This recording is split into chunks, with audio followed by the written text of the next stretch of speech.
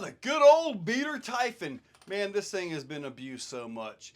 But I think I want to try to race with the guys tomorrow out on the track. So I'm going to show this thing to you and try to get some practice laps in. And it's been quite a while since I've done anything fast. Let's go. And here is the Typhon. Holy moly. Got a hobby wing system in this thing. Metal suspension arms, which amazingly are good to go. Max 8G2. 4268. What's the kV? Looks like about 2500 kV, so it's only 4S capable. Shifts steering servo. I forget, what is that? RS5? RL5, I think it is. And pretty much these tires by Power Hobby. I like these tires quite a bit because they're kind of like little paddles. And in the sandy terrain, that's kind of an important thing. Now, when I got these, one was backwards, but it really doesn't matter on my track. But after seeing all that, I'm going to power it up with some 4S, and let's do it. All right. Now, I've really been doing the on-road thing and a lot of crawler content. So, I kind of want to try to race with the guys. And considering this is probably the first time I have driven this vehicle all year, I probably need a little bit of practice, right? At least I think. Now these e-buggies, and it doesn't matter whether it's Typhon, Kyosho, Techno, Losi, all those. When you start talking 1/8 e-buggy, you're talking about performance. And pretty darn serious performance for the most part. Now everybody has their favorites. My favorite is, well, my favorite for racing hardcore would be the Techno. But heck, I don't even have a Techno that's up to date. Mine's a 0.2. So I think they're at what? 3.0 or 76.9 or something like that now. But when you're looking at a track like I've got right here, sandy track, nasty track, honestly, it doesn't make a difference. I will tell you one thing that makes a difference out here, your tires.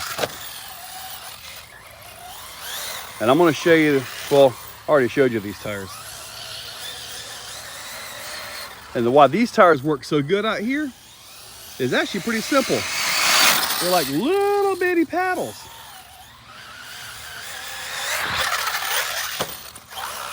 Oh. Hopefully this thing is still good. Sounded a little rough there. I mean, I haven't lubed anything, haven't oiled anything, so it did sound a little rough there, didn't it? But out here, man, paddles are kind of an important thing.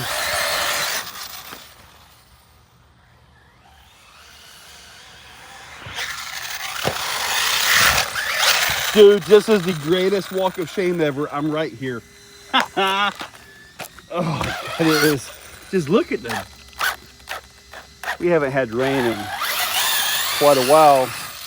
And here in Florida, if you don't get rain at least one good storm every other week, it dries out.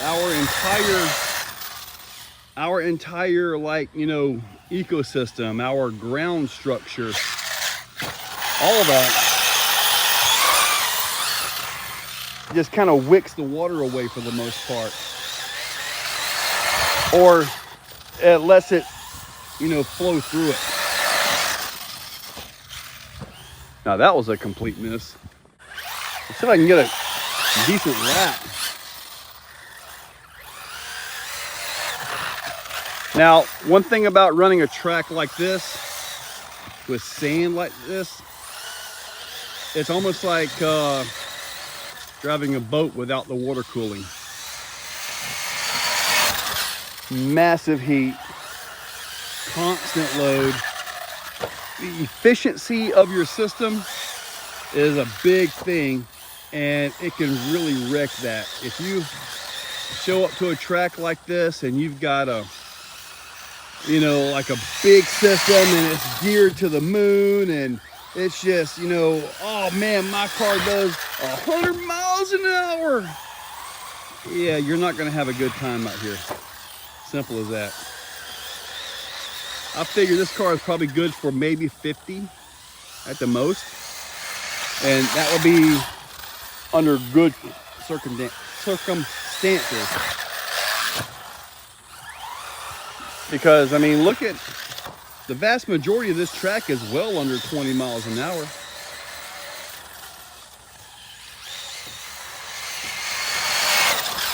Now, tomorrow we're going to be doing some racing, and we're going to see just how much everybody can handle. I'll check them times and probably go put a transponder in this thing.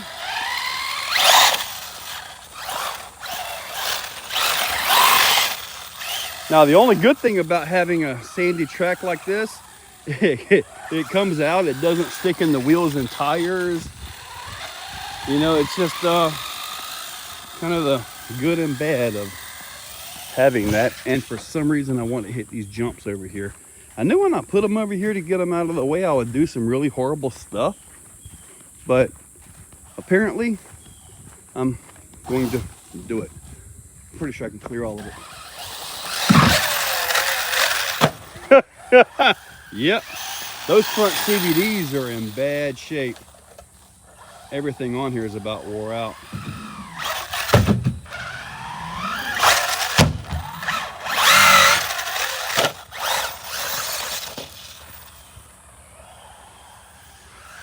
Well, I guess we're done.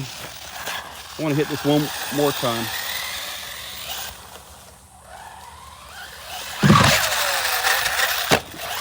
Now keep in mind, these metal arms are doing really good on this thing. All right, guys, let's get back inside. Okay, back inside. I mean, we've probably been inside maybe a minute and a half or 2 minutes. So it's actually not as hot as what I had expected. And I know in 2 minutes, it's not going to cool off from, say, 200 down to 150. But regardless, I gotta oil all of this right here. About 100 degrees at the CVDs. 120 center diff output. All right, I think it was a good run. Well, guys, my times weren't so good, but that track being as powder as it is, nobody's gonna have a fast lap. It's like running a boat out there. It's just constant drag. So got to make sure you keep all your electronics cool. I was really surprised at the temperature of the electronics and I brought them inside, but hey, sounded like crap, but I think it did okay though. Got to oil it. Guys, check that description. Use those links, hit that subscribe, ring that bell, and you guys have a great day. If you're still watching, you are top shelf. You are the cream of the crop, the pick of the litter. You are phenomenal. Thank you for watching to the end of the video. It means a lot to me.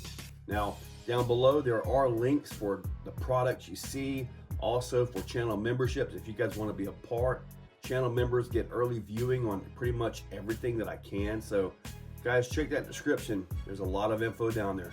Thank you all for watching.